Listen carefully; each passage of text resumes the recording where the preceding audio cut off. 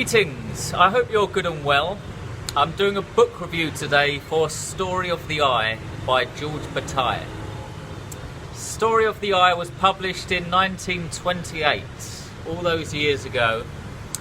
There are 4 versions of the book in circulation. I think this is the most popular one that I've read. I've read this for the second time, quite recently, and I would describe it as dreamy, absurdist erotica, if that's a genre.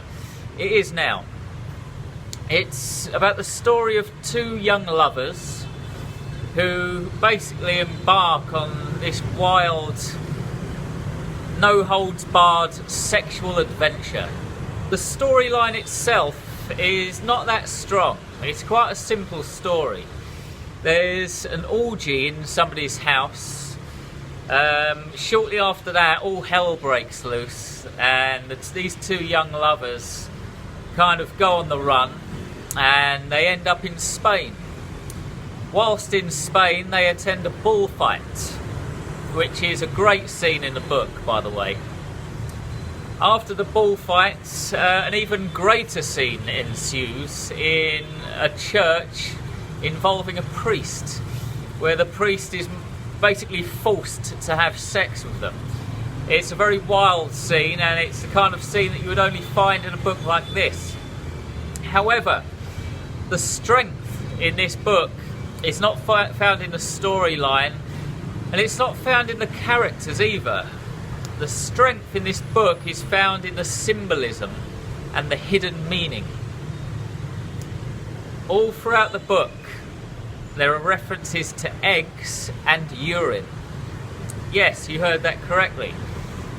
There are eggs used in certain sexual scenes and sexual scenarios, and there is also urine described in several sex scenes in the book. There's a scene with a saucer of milk as well, which kind of ties into it. I mentioned a bullfight earlier. In the bullfight scene, the bull's testicles are actually served to somebody on a plate, and they look like eggs. Also, the sun is described several times, and the sun is described as egg-shaped, or it's suggested that the sun is like an egg. Now, this is rather baffling when you read the book for the first time. However, I read the author's notes, or the author's afterwards, in this edition of the book. George Bataille, I think that's pronounced correctly. There's an afterword by him in this version of the book. And he had a terrible upbringing, terrible childhood. Both of his parents had problems, and his father especially. His father was paralysed and blind, and he basically spent his days sitting in his armchair in the living room. And his father had to urinate into a plastic container in front of everybody. And when he did so, because he was blind, his eyes used to roll up into the back of his head, and you could only see the whites of his eyes, and they looked like eggs. And so right there you have this connection between eggs and urine. And that kind of worked its way into George Bataille's subconscious mind. And he wrote this book, and whether it was done consciously or unconsciously, eggs and urine kind of worked its way into the book in a symbolic manner. And it all stems from his father and his childhood. Now, you're still left baffled. I mean, why would somebody do that? Although if it was unconscious, he didn't do it on purpose. That's one example. There's also another example. There's a character who hangs herself in this book.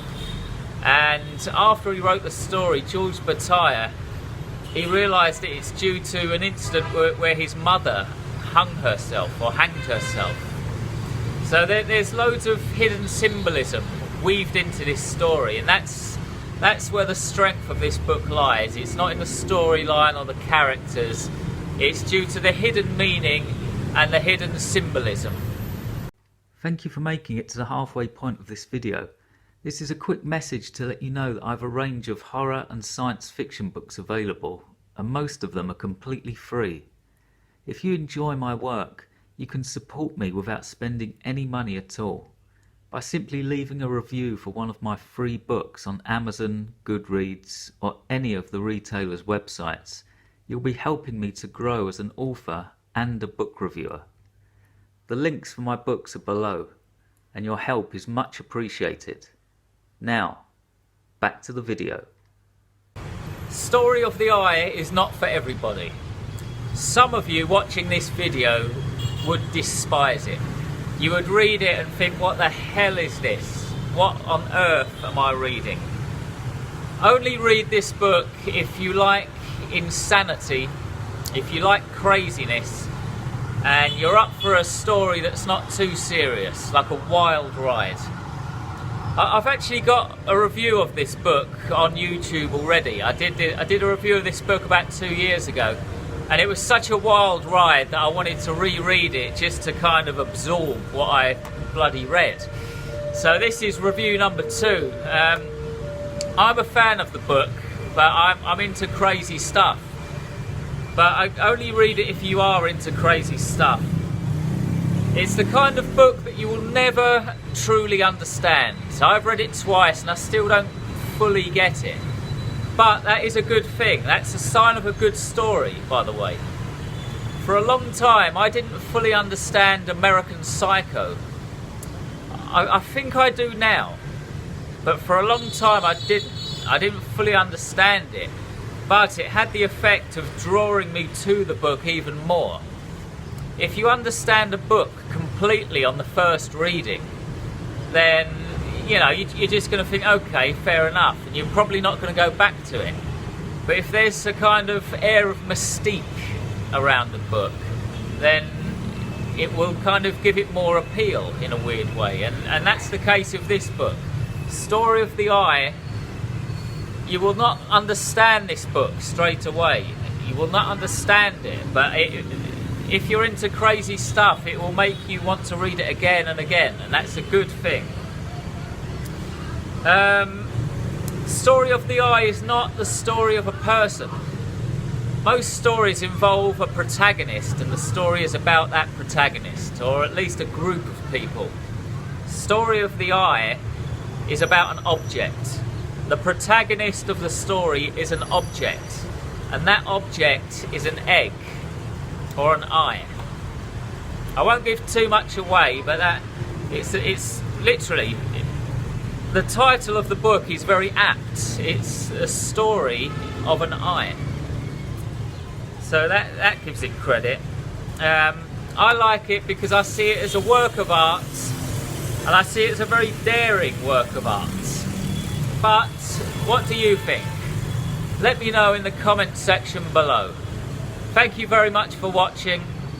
Until next time, try to have a good day on this surreal, erotic, urine-stained piece of rock we call Earth.